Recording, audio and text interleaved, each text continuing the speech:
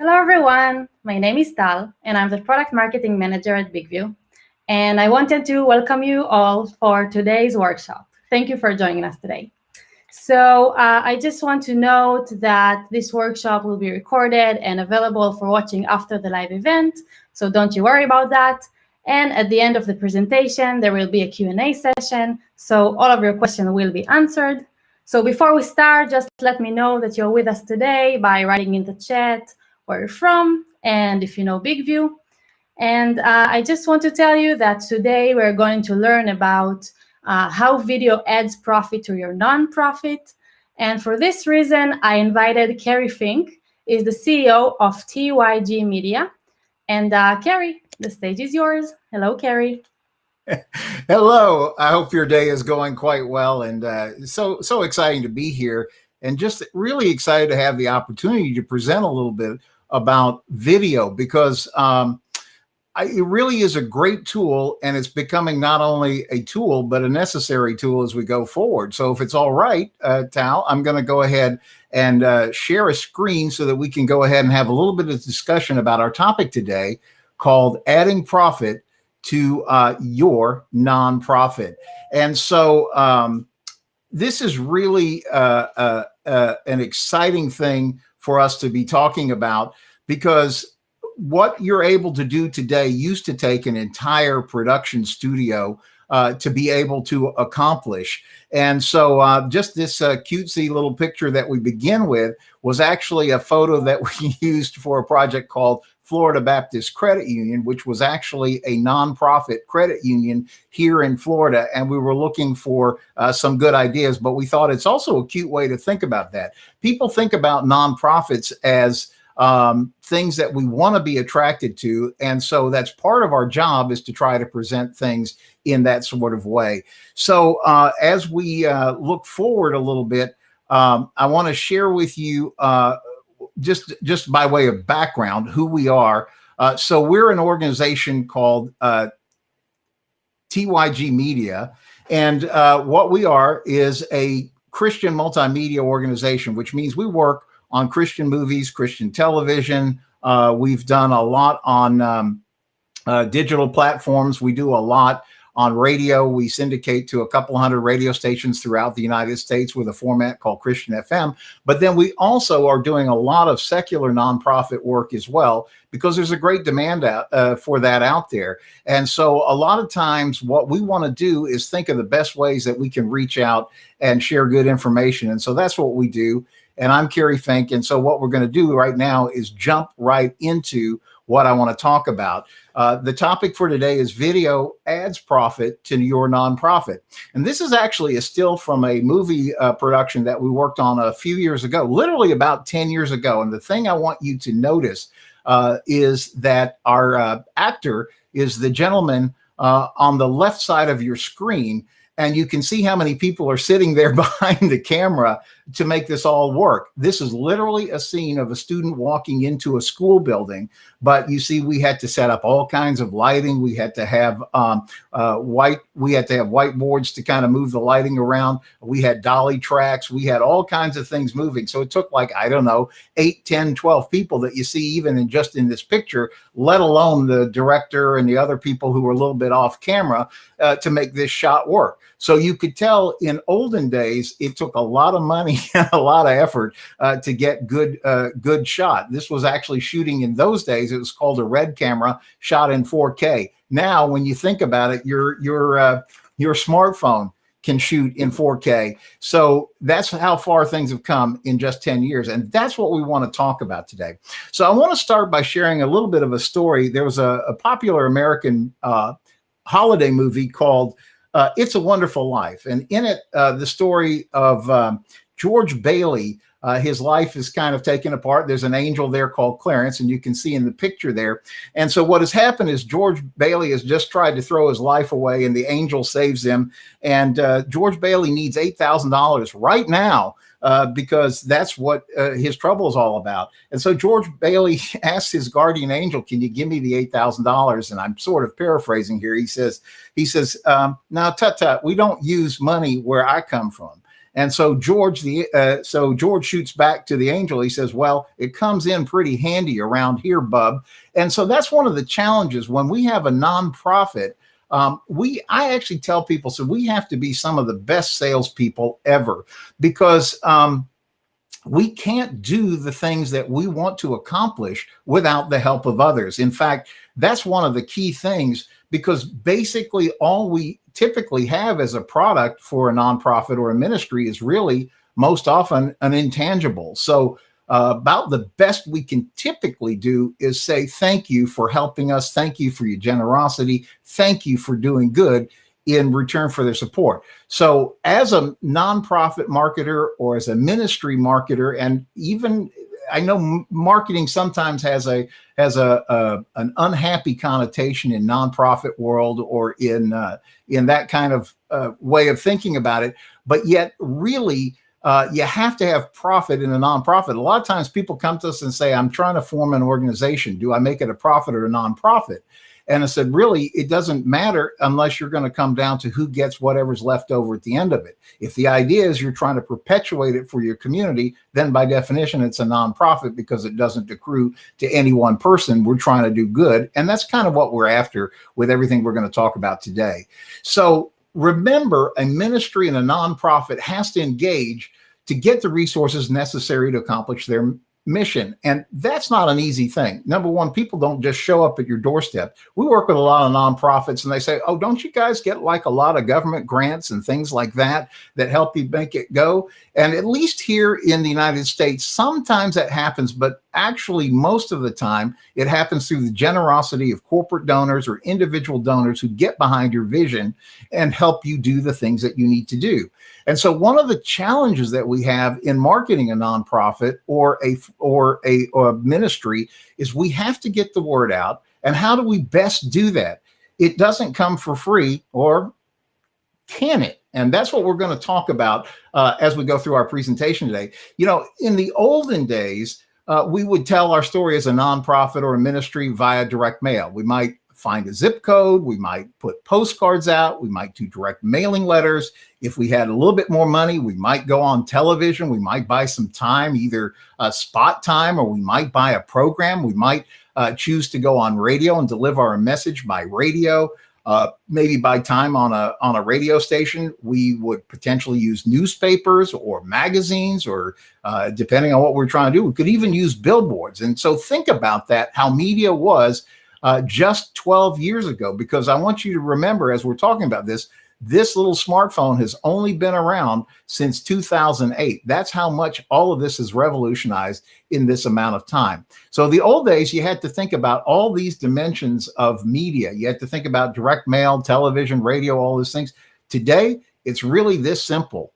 Everything that you're trying to do can come down to your smartphone. Think about how we get our news. Think about how we get our entertainment. Think about how we get the things that we're interested in. Think about everything, including direct mail, which is now your email, right? Everything all comes down to your smartphone. And so that's why it's so important that we think of a way to market our nonprofit or our ministry in such a way. And so I always go, well, so this is great. We can do everything through this phone. Now we can reach everyone through one device. And that only leaves us with one problem. How do you break through the clutter? It's actually more difficult now, maybe, than it used to be, because as you know, we've all become accustomed to, for good or bad, multitasking, right?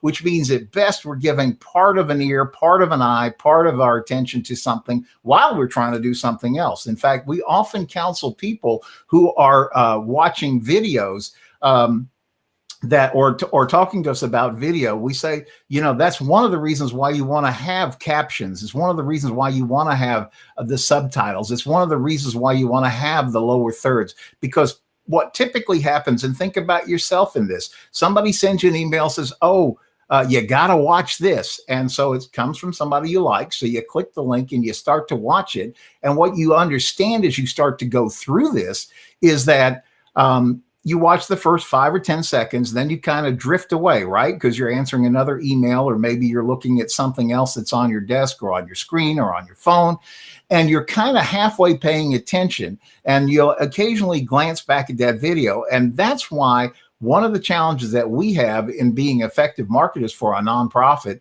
and or our ministry is to be able to take advantage of capturing people's time and attention. And that's why this video that we're going to talk about is such an important part of all this. So there's an old saying in marketing, you know, they used to say a picture is worth 1,000 words, which meant you could be the best prose writer since William Shakespeare, but you're probably not going to do as well as with a great photo. In fact, I want you to think about it. Think about how Instagram launched, or Snapchat, or some of the other things. They all launched based on pictures, because they said pictures are going to be getting more attention than video.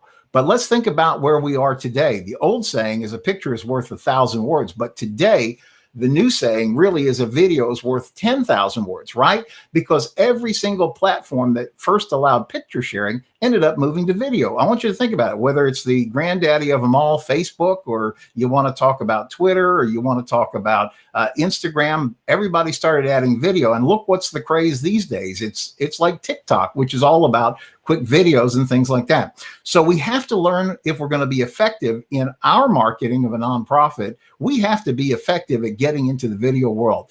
And so this is what I want to point out. Old school production, like we started out the presentation with, we saw these pictures. This is actually, we had for many years here in the, we're on the Space Coast of Florida, where they launched the rockets, and we really enjoy being here. It's right on the Atlantic Ocean and all of that. Lovely place to be. And we had a 10,000 square foot production facility, and you're seeing some photos from that, because it was necessary for us to have a huge green screen. We had to have all these kind of lights and all this material to be able to film things effectively. And it was because in those days, cameras weren't very good. They were, you know, in those days, the cameras cost $30,000, $35,000 a piece, and they weren't even HD quality. And if you want to look at the lights in the picture, you'll see that those things burned. I mean, if you were cold at night in the middle of a desert, you had one of those lights, you'd be just fine, because that was one of the reasons you had to have a sound studio. You had to be able to have a huge air conditioner to be able to cool it off enough that people could actually be in there. You had to be in a situation where not only did you have that right, you had to have the lighting exactly right, because the cameras were finicky. And then you had to have the audio correct, because the mics weren't nearly as good as what you have today. So that's old school production. But let me take you to where we are today. This production studio that she's got in her hand is like just as good as anything we had 10, 15 years ago. So let's really shift gears and start talking about how we're going to use that. We want to make you, or help you, market like a superhero. And so the point that I'm trying to make to you today is you already have a TV studio. You can put this thing in your pocket right here. This is your TV studio, and you have free worldwide access to the greatest TV platforms in the world, something we never had 10 or 15 years ago. You had to, first of all, have a TV studio or get a production company to be able to do things. And then you had to be able to find locations that you could afford to put your video out on. So in America, for example, smaller local businesses and organizations might try to scrape up enough money to run ads on cable TV. Today, social media is where it's at. And so that's where we want to be. Now, we're going to cover two areas in today's talk. We're going to talk about 3 myths that you might be thinking about as it pertains to video and your nonprofit ministry, because I hear these a lot, and see if any of these resonate with you, or maybe you've heard some of these before. The first thing that I've heard an awful lot is, okay, I have a smartphone, but I can't really afford the equipment that I need to make good video. And we're gonna bust that myth. You guys may remember the show Mythbusters. We're gonna do our own version of that today. Number 2, I hate the way I look and sound on recordings, and I'm not even good at presenting on video. Can't tell you how many times we hear that from first-time people. And this was even back in the day of sound stages. They'd show up to record a commercial or a particular bit, and then they would become really concerned because they'd never seen themselves on a video before. So that's myth number 2. And myth number 3, I have no idea even what I would talk about. So we're going to break these myths apart one at a time, if that's okay with you. So number 1, Mythbuster number 1. Let me tell you, you already have probably the assets you need to make video work for you and your nonprofit. And then you'd have your own professional TV studio. So number one, it's the basic. You need to have a good smartphone, okay? Number two, you need to get a smartphone tripod, or at least boxes you can set your phone on or something so it'll be stable. A little tripod is like $15, $25. It's a very small investment. It's a good idea if you can afford it to get an external microphone. That may be one of the high dollar amounts in it. We use a thing called the Blue Yeti mic. It's about $100, maybe a little bit more in the United States, but it gives you really good audio quality, lots of control over your audio. So that's a nice thing to have. But even your smartphone is picking up better and better these days if you have a late model smartphone. So extra lighting is good to have so that you can make your lighting look good, particularly from the front. So your face is properly lit and things like that. But you know what? Those aren't expensive either. For under $50, you can get set up with something like that. There's plenty of options for that. And then probably, at least in my opinion, one of the strongest things that you can do to set yourselves up for success for your ministry and nonprofit is to get a copy of the BigVU app. So number one, if you haven't used BigVU app, you can download it. It's available on the iPhone App Store. It's also available on Droid versions as well. And it basically turns your telephone into a production studio. And I'm not minimizing that. When you have the ability to put music behind your videos, you have the ability to green screen, you have the ability to put lower thirds onto it. Lower thirds, by the way, is the little captions that you see come up that says, oh, I'm KERRY FINK with TYG Media, or this newscaster is giving you this news story. You can do that. You can put captions in. There's so many things, and you can teleprompt with it too. So if you bought everything on that whole list, you'd have a TV studio, not counting your smartphone, you'd have a TV studio for a couple of $100. Most of that's one time, and the other would be a very nominal fee for subscribing to the BigVU app to be able to do all the things. There's plenty of good material about learning how to use BigVU app on the BigVU YouTube channel and Facebook page. So I'm not going to get into that, but I do want to start breaking down myth number two. Myth number two is, I hear this a lot, I hate the way I look and sound on video. And so the answer to that is, yes, we are our own worst critics. If you guys have ever watched or seen an old photo from like the 1800s, you'll see everybody was very formal. They were standing there very still, and they had sort of a sour look on their face.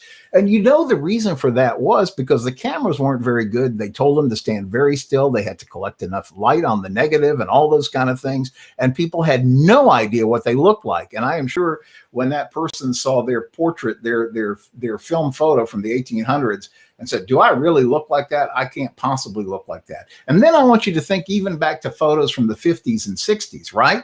Do you remember, if you're old enough, you may remember being a small child and your parents telling you, stand still, film is expensive. I got to get a good shot. You're standing in front of something. We got to get a good shot. Everybody hold it, stand still, smile. And so even those photos, when we look back at them today, we sort of smile because we really didn't know how to look good for a camera then. Today, in 2021, we all know how to pose for a camera. We've mastered the art of selfies and everything else. So we know how to get a good photo. The next level up is what's happening now, which is just learning how to work with video. And the best way, guess what, to learn to work with video is the same way you learn to work with selfies and everything else. Get the BigVU app, start practicing, throw out the ones you don't like, get good, and use the ones that you do. So that's myth number two. Let's move on to myth number three. I don't know what to talk about. And this is a big challenge, and it's a valid concern, because if you're going to move into video, what on earth would you use video for in your nonprofit or ministry? And that's what we're going to speak about. But I want you to think already that you're way ahead of the curve, even past what you think you are already. And that is because if you have a passion for your nonprofit or your ministry, that exudes from you anyway. It can't help but come out of it. It's your cause. It's what you're all about. It's what you want people to understand. So I don't care if you're in a restaurant talking to people. I don't care if you're on stage talking to people. I don't care if you're in a conference talking to people. You are selling your nonprofit or ministry and what it is that you're trying to do next in your nonprofit or ministry. So you have a lot to say, and we're going to give you 7 specific ideas that you could think about that would maybe help you in this. So let's go off with number one. So number one is video updates. And what I want to talk to you about video updates is that these are things that you could use regular quick check-ins to post on social media to keep every stakeholder involved. You have volunteers, you have donors, you have a board of directors maybe, you have other people that you're responsible to, and you need to keep them up to date. One of the things I love about media is you can speak at one time and distribute it many. So it's a very efficient way of getting the word out. I want to show you real quick. And if you're interested, by the way, be happy to share websites or things so you can get a better idea. But when we were confronted with COVID in an organization called Helping Seniors of Brevard, which is an organization that manages the county's senior information helpline here in Brevard County, Florida, along the Space Coast. It takes calls from seniors who need help with all sorts of issues, legal, financial, medical, connects them to the resources they need. We were trying to figure out how do we keep word going in the middle of a COVID world that we could get information in the hands of people. We couldn't go into a TV studio, which we do. We broadcast 3 times a day on one of the local television stations here with Helping Seniors TV. We do radio shows weekly in this area as well. But we needed something that would reach people when we were all locked down at home. And guess what came to mind? It was a Helping Seniors update. We could record it using Zoom calls, and we could talk to people all over. And sometimes it was with a guest, and sometimes it was literally just a person who needed to communicate news about where, if you remember early on, is where face masks could be found, where things like toilet paper could be found. So the idea of creating an update was perfect for COVID, but it could be perfect for you and your nonprofit as well during this period of time when you're trying to communicate out what's next. So that's idea number one. Use video to give video updates. You might choose to do it weekly, monthly. You might choose to do it for different constituencies. You might have one to report to your donor base. You might have one to report to, if you're a ministry, your congregation, etc. So let's go on to number two. Another great reason to have a TV studio in your pocket is because you might choose it for product distribution. What do I mean by that? You might view yourself as a ministry or nonprofit as a creator of video that is in fact your product. And particularly if you're a ministry, that may be your product. You may be wanting to record your sermons, your homilies, your messages, whatever things that you need to share. This could be the product. And, you know, in America, in many areas, churches, for example, were locked down because they said it wasn't safe for people to be able to gather. So overnight, many religious institutions had to learn how to go on Zoom and share their message. And so again, for the organization I picked here is called Team Derek Ministries out of Dallas, Texas. And these guys are actually, they decided to go 100% virtual and now are reaching worldwide. They're talking to people every week in every place from Pakistan to Brazil. And the ministry keeps growing because that's an advantage of the World Wide Web. So you can use TV to help you actually distribute your product, which could be, like I said, it could be a sermon, it could be anything like that. Let's go on to the third idea.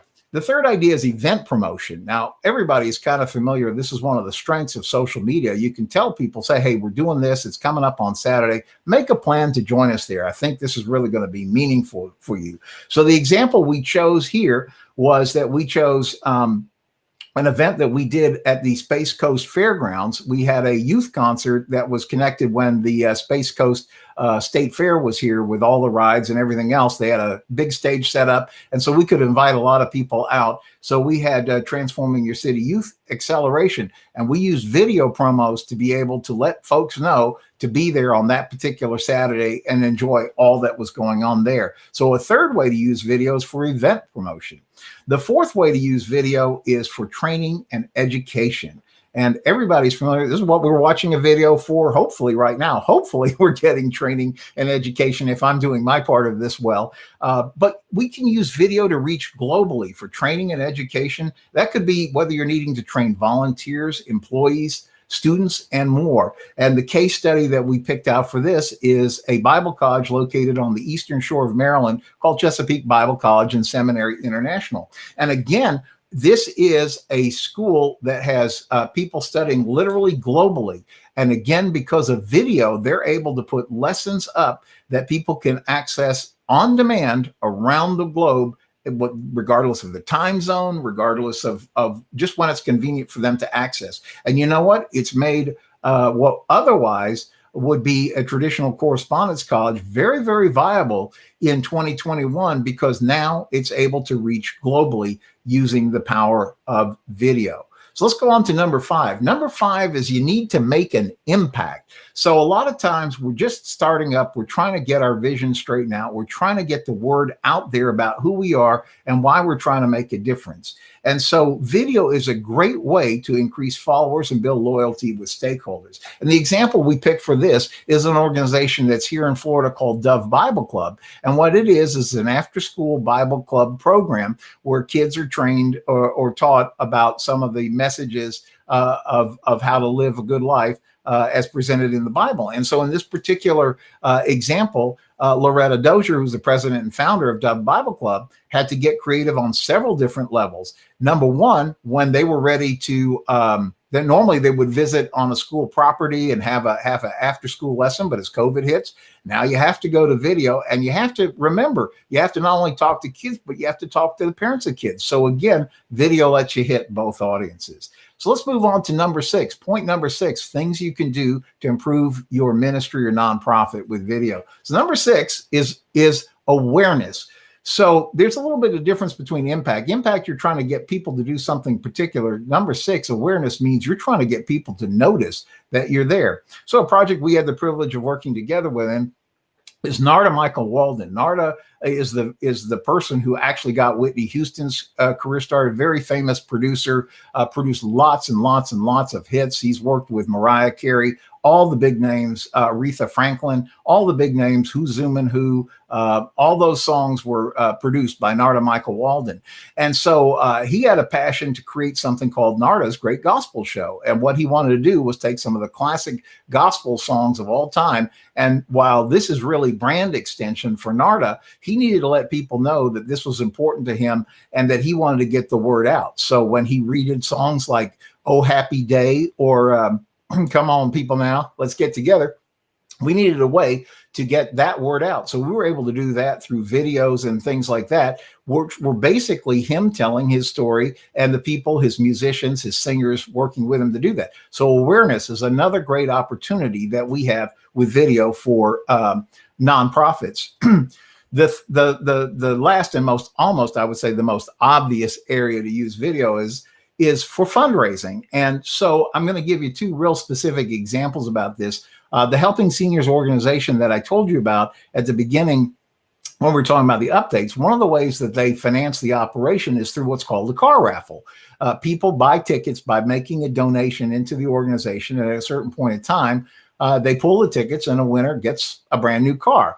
And so the car is donated and there's all these things, but basically the money goes to fund the nonprofit.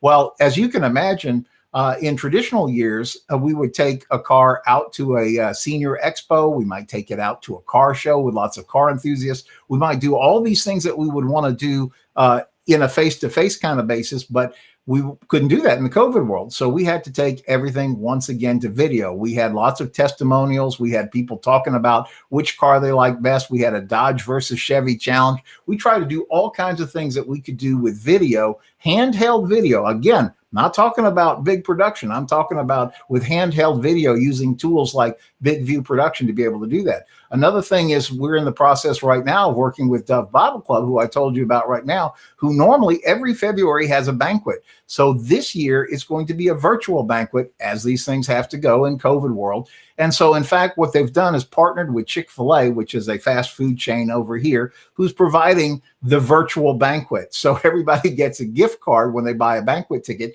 to be able to go by and pick up their chicken sandwich, come home, load their TV up, get ready to watch the actual banquet where the speakers and everything will present. So those are the kind of things that we can do with video. And I just want to suggest that you can give your nonprofit or ministry a great gift this year. Add video to your profit for your nonprofit, and take a real serious look at the BigVU app. We're proud to use that and think it's a great tool for us to use. So that's a little bit the story from TYG Media, and I want to thank you for your attention to all that, and we'll kind of pick it up from there. Thank you so much. So feel free to ask questions if you have some in the chat. We got some compliments about BigVU and how BigVU help with video and just jumping in. And in the meanwhile, I will send in the chat BigVu's information and also KERRY's information if you want to contact him. And feel free to ask questions in meanwhile. You know, Tal, one of the most important things I think is that there is no substitute. You know, like I made the point earlier that we use the selfie as a way to get used to how we could do camera views different. And one of the beautiful things about BigVU, I think, is that you're able to give yourself a lot of practice, and particularly that aspect of having that teleprompter right in front of you as you're trying to work on your eye contact with the camera, and all of that is so important. It's so important. Yes, I definitely agree. Okay, we will wait one more minute if you have questions for KERRY or for me about BigVU. And for now, I want to thank you, KERRY, for an interesting workshop. I think all of us learned a lot. And I want to thank all of you for listening to us, and see you in the next workshop. Thank you, everyone.